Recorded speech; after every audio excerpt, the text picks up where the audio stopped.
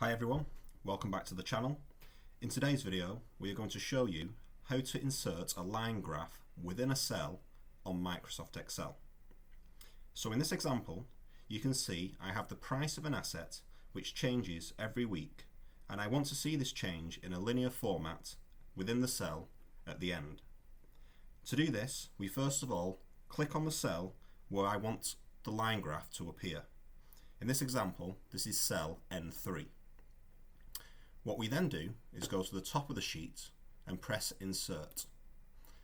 We now navigate over to where it says Sparklines. I want to see this example in a line, so I press the Line button. We get this new pop-up box appear. I now need to select the data range, and to do this I press this small arrow which now allows me to select the data points. All I need to do now is highlight the cells which contain the data I want to display.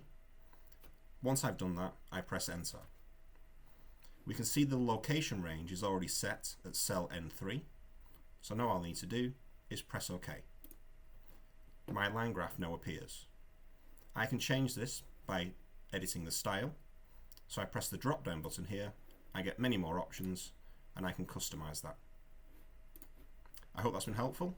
If it has, please like and subscribe, and thanks for watching.